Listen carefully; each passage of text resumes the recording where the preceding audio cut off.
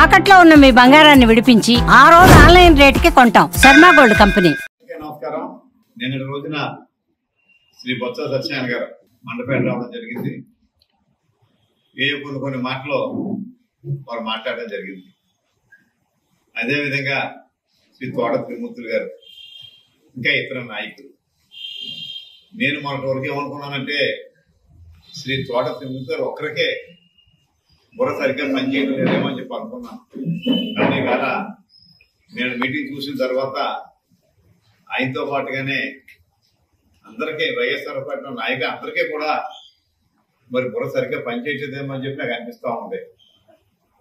ఎందుచేతనంటే వాళ్ళు మాట్లాడే మాటలకి ఎక్కడ కూడా సంబంధం లేదు. మరి కొన్ని హామీల గురించి మొన్న చెప్పాను ఒకసారి. ఆ వేళ తోట తిమ్మది గారు ఎక్కడ కిక్కురుమని లేదు. వాళ్ళు ఇచ్చిన హామీలు ఏవైతే అమలు చేయలేదు 5 ఏళ్ళు పోయినా ఈ హామీలు ఎందుకు అమలు చేయని చెప్పాడు. దానికి ఎక్కడ సమాధానం కూడా చెప్పలేదు. కానీ మరి అక్కడ మరి మాజీ ముఖ్యమంత్రి వర్యులు శ్రీ జగన్మోహన్ రెడ్డి గారు మరి ఆయనకు ఆదేశాలు ఏంటంటే ఆయన పాప ఒళ్ళు మండిపోతుంది. ఏంటి అక్కడ కడప జిల్లాకి నీళ్ళు ఎట్టుకెళ్ళిపోతున్నారు, రాయలసీమ నీళ్ళు ఎట్టుకుపోతున్నారు, ఆయన చేయలేని పనులన్నీ చేపిస్తున్నారు. ఎన్నికల ముందు ఇచ్చిన 6 హామీల్లో సూపర్ 6 లో 3 పథకాలు అమలు చేసి 4వ పథకం రైతులకు సంబంధించి ఈ నెలలో, 5వ పథకం మన ఉచిత బస్సు ప్రయాణం ఆగస్టు 15 అని డేట్లతో సహా అనౌన్స్ చేస్తే మరి ఆయన ఏంటో నాకు అర్థం అవుతుంది. హామీలు ఇచ్చుకోవకపోతే ఇంకా ఇప్పటికే మనం 11 సీట్లుగా పరిమితం అయిపోయాం. ఇక మరి రేపటి రోజున నా పరిస్థితి ఏంటని ఆలోచనలో పాపం జగన్మోహన్ రెడ్డి గారు పడి దిగాలు పడిపోయి ఏం చేయాలో తెలియక రోడ్ల మీదకి వాళ్ళ నాయకులందరూ తోలేస్తున్నారు. ఓకే, పంపించారు, వచ్చారు వాస్తవం మాట్లాడాలి కదా. శ్రీ చంద్రబాబు నాయుడు గారు, శ్రీ పవన్ కళ్యాణ్ గారు, శ్రీ లోకేష్ బాబు గారు హామీలు ఇచ్చారా? హామీలు మర్చిపోయారా?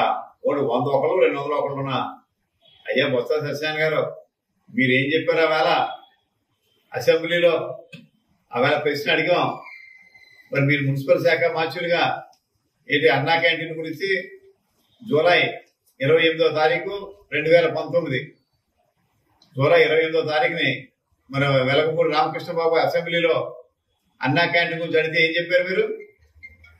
గత ప్రభుత్వం సరిగ్గా చేయలేదు, అందుకని చెప్పి మరింత బాగా మార్చేలా 1వ తారీఖు మారుతున్నాం అని చెప్పని 3 రోజులు తిరగకుండా పవిత్రమైన దేవాలయం అసెంబ్లీ అంటే అసెంబ్లీకి సాక్షిగా మీరు మాట్లాడి 3వ రోజున మొత్తం అన్నా క్యాంటీన్లు మూసివేసిన ఘన చరిత్ర మీది. ఇంకెంతగానే ఏం చెప్పాలి మీకు? పేదవారికి 5 రూపాయలకి కడుపు నిండా భోజనం తింటే మీ నాయకుడికి ఒళ్ళు మంట, ఆయనకి పడదు. పేదవాడు ఆకలితో ఉంటేనే ఆయనకి సంతృప్తి.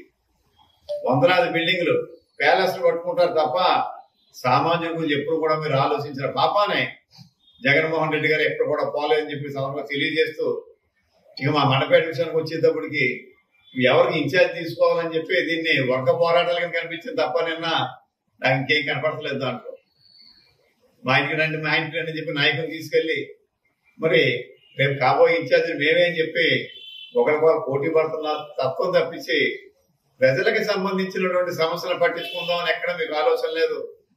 ఇంకా సంవత్సరం అవ్వలేదు, ఎప్పుడు మళ్ళీ పీఠం ఎక్కేద్దామనే ఆలోచన వైఎస్ఆర్ నాయకులు అందరిలో కనపడుతూ ఉంది. మండపేటలో మీ పరిపాలన ఏ రకంగా జరిగిందో అందరూ చూసాం. మరి ఇక్కడ ఏంటో ఏదో రాక్షస రాజ్యం నడుస్తుంది అంటున్నారు. పైగా రాక్షసులు మీరే, రాక్షస రాజ్యం మీదే. పవిత్రమైన దేవాలయం లాంటి స్కూల్నే మీరు హ్యాండ్ ఓవర్ చేసుకుని మరి అక్కడ మద్యం, మరి మాంసం ఏ రకంగా అయితే పిల్లల యొక్క జీవితాలతో ఎలా ఆడుకున్నారో నియోజకవర్గ ప్రజలే కాదు రాష్ట్ర ప్రజలందరూ కూడా గమనించారు. మీరు ఇవాళ రామరాజ్యంగా అంతా చక్కగా జరుగుతుంటే అది రాక్షస రాజ్యం. ఏం మాట్లాడుతున్నారో మరి మాకేం అర్థం అవట్లేదు, ఎవరికి అర్థం అవట్లేదు. మరి ఇవాళ మనం ఏ పథకం అమలు అవ్వట్లేదు అంటున్నారు. ఇవాళ రివ్యూ పెట్టాం. మీలాంటి కొంతమంది మా గ్యాస్ పడని చెప్తా ఉంటే అందులో వాస్తవం తెలుసుకుంటా ఉంటే ఇవాళ 3 తహసీల్దార్లతో మరి సివిల్ సప్లైస్ అధికారులతో గ్యాస్ డీలర్లతో ఇవాళ మండపేట నియోజకవర్గం గురించి 3:30కి మండపేట తహసీల్దార్ సమావేశం ఏర్పాటు చేస్తే మండపేట నియోజకవర్గంలో 80,745 మంది గ్యాస్ కనెక్షన్దారులు ఉంటే అర్హత కలిగిన వాళ్ళు ఉంటే 80,745. అందులో 254 మాత్రం అంటే 80,491 మందికి మొదటిసారి గ్యాస్ అందరికీ కూడా డబ్బులు పడినాయి. కానీ ఇక్కడ సామాన్యులు 800 చిల్లరే కాబట్టి ప్రతి వాళ్ళకి ఇవాళ 2 అకౌంట్లు, పోస్ట్ ఆఫీస్ లో కూడా అకౌంట్లు ఉన్నాయి. ఒకసారి మీ అందరూ కూడా మన మండపేట నియోజకవర్గాన్ని విజ్ఞప్తి చేస్తున్నాను, ఒక్కసారి మీ యొక్క ఉన్నటువంటి బ్యాంక్ అకౌంట్లు అన్ని ఒకసారి చెక్ చేయండి. చెక్ చేస్తే మీ అందరి డబ్బులు కూడా దాంట్లో పండి ఈ 254 మంది పడలేదన్నాను కదా, ఈ 254 మందిలో 230 మంది ఓన్లీ మండపేట టౌన్ లో, అది మన గ్యాస్ కంపెనీ ఇండియన్ గ్యాస్ తప్ప ఇంకేది కాదు. అది కూడా ఆ పేర్లు అవి కూడా మనం తెప్పిస్తున్నాం. ఆ 230 మంది మండపేట టౌన్, మిగిలిన 24 మంది అన్ని గ్యాస్ కంపెనీల తాలూకు వాళ్ళు పడవలసి ఉంది. ఈ 254 మందికి కూడా పడితే 70% మనకి గ్యాస్ లబ్ధిదారులకు డబ్బులు పడతాయి.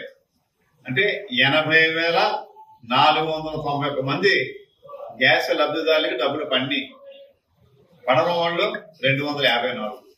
ఇలాగే అన్ని పథకాలు కూడా ఇక మేము ఏదైతే ఇవాళ ప్రభుత్వం అనౌన్స్ చేసిందో ఆ కాకులే కాకుండా వాస్తవంలోకి వెళ్తాం. ఇందులో ఏ పార్టీ అని కానీ, కులం అని కానీ, మతం చూడకుండా అదువులో ఉన్నటువంటి అన్ని స్కీములు మేము ఇస్తున్నాం.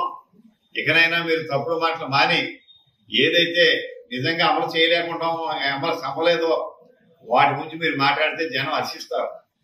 అంతే తప్ప కళ్ళు ఉండి మరి కబోదులాగా మీరు ప్రవర్తించడం సరైన పద్ధతి కాదని చెప్పి ఈ వైఎస్ఆర్ పార్టీ వాళ్ళకి హెచ్చరిస్తూ, ఖచ్చితంగా ఇవాళ అన్ని పథకాలు అమలు చేయడానికి శ్రీ నారా చంద్రబాబు నాయుడు గారు, శ్రీ పవన్ కళ్యాణ్ గారు, శ్రీ నారా లోకేష్ గారు సంసిద్ధంగా ఉన్నారని చెప్పి ఈ సందర్భంగా నేను తెలియజేస్తున్నాం.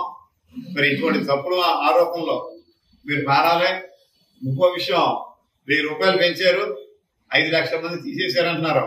మండపేట నియోజకవర్గంలో పెన్షన్ ఎవరికైనా తీసివేసి ఉంటే వాళ్ళ పేర్లు పంపండి, ఖచ్చితంగా తీసుకురండి. లేకపోతే కమిషనర్ గారు కానీ సంబంధం ఎండి వాళ్ళు కానీ తీసుకొచ్చి ఇంకో వీడికి అర్హత ఉంది, ఎందుకు పెన్షన్ తీశారని చెప్పి మమ్మల్ని అడగండి, మేము సమాధానం చెప్పి తీరుతాం.